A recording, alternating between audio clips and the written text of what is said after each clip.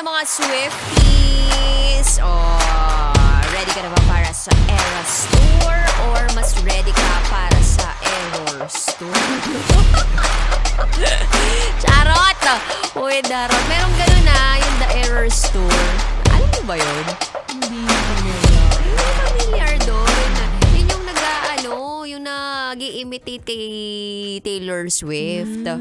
Pero dito sa Philippines. Taylor Shish. May ganon. Tapos ang tawag The Error Tour. Anyway, eto po ang Love Radio Academy. Kasama pa rin si DJ Rocky. DJ Melay. At DJ Iska.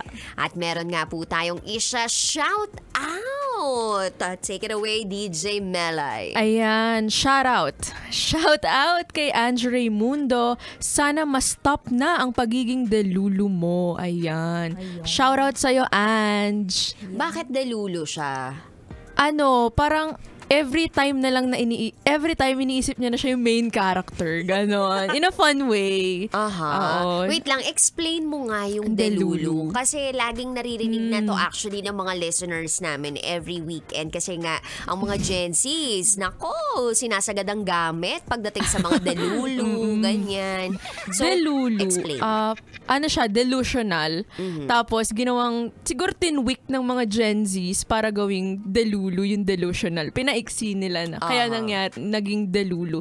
So, ginagamit yung term na delulu for those people na feeling nila laging moment nila, ganon. Yung impossible, ginagawa nilang possible for them. Halimbawa, crush ako ng bayan, ganon. Delulu si ate girl, ganon.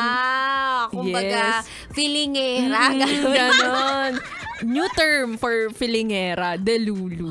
Feelingera, invento, ganon. So, kaya pala siya delulu. Kaya siya delulu. Kayo ba, meron kayong ganong moment na naging delulu na rin kayo? Ako meron. Yung mga delulu moments ako. Kasi minsan, kapag delulu ka, tumataas yung confidence mo sa sarili na, kaya ko to. Kasi naisip ko na mangyayari. So, parang nabibigyan ka din ng sa sarili, ng kumpiyansa sa sarili na mangyayari yung isang bagay kasi delulu ka kasi iniisip mo, ganon. Na kaya mo. Yes, oo. So, pwede palang gamitin yung pagiging delulu in a good way. Yes, in a positive way. Pwede siya. Good side. Ikaw, DJ Iska. Ako kasi nakakaranas ako medyo hindi lang feelingera, asyomera pa. Ganon. Dual. Yung ang dami kong crush, tapos feeling ko, tumingin lang sila sa akin, crush na nila ako, ganon. Crush na din nila ako. Ganon ako kadilulu before. Before yun.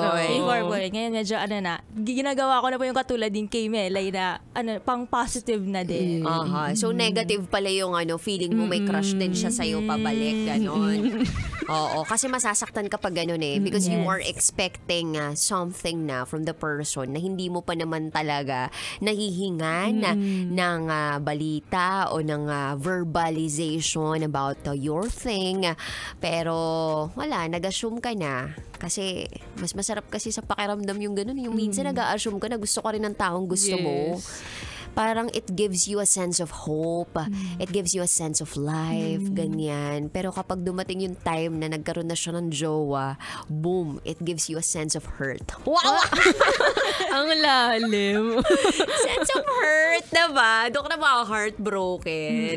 Okay, pero yung mga delulu na ganyan wala po namang masama as long as gagamitin nyo po yan para sa sarili ninyong mga ganap, sa sarili ninyong pakiramdam. Yan. Katulad nga nung sinabi kanina ni DJ Mela, ginagamit niya raw to parang papaboost ng confidence niya. Yung tipong fake it till you make it. May ganun ba? Yeah. Parang ganun yung mantra niya na use it in a positive way para yung pagiging delulu mo may sense. May sense. Pero hindi daw okay yung pag dumilulu ka na crush ka ng crush mo kasi it will lead to heartbreak. Yan. So wag po tayong parang siopaw. Yung binubola ka lang pero asadong-asado ka naman. Charot with darot. Ako kaya, inisip ko tuloy kung kailan ako naging delulu. May delulu moments. Feeling ko kasi kapag nag-reach ka na ng ganitong edad, parang hindi na masyado. parang bumababa na yung expectation mo about things. Kasi dati parang ang dami pa expectation eh. Like, sana mapapangasawa ko, ganito, ganyan. O kaya sana jojowain ko, ganito, ganyan. Maganda naman ako. So, dapat maganda din. Maganda, pogi din yung ano ko. So, siguro crush din ako nito. May gusto din doon sa akin, ganyan. Ito siguro yung ibibigay sa akin ni Lord kasi ganito naman ako eh. May ganon. Pero, as time goes by, nakikita mo na yung mga realities of life, parang mas nagsistick ka na sa, eto pala. So, parang I just need to live with it, deal with it, ganon. Hindi ko naman sinasabi talagang sa life ko yun pero parang ganon na nga. Baka mamaya sabihin nila, itong si DJ Rocketera, kala mo naman ang tanda-tanda. Hindi naman ako mukhang matanda, diba? Hindi nagkakalayo ang mga age natin here. Yes. Freshness. Diba? Yung mga freshness po namin dito, as student radio jocks, talagang eto lang po kami. Anyway, Kabisyo, marami pa kami pagkakwentuhan dito. Kapiling pa rin si DJ Rocky, DJ Melay, At DJ Iska. dito lang yan sa Love Radio Academy. And the next song is Just The Way You Are by Bruno Mars. Kailangan pa bang i-memorize yan? Love Radio. Basic!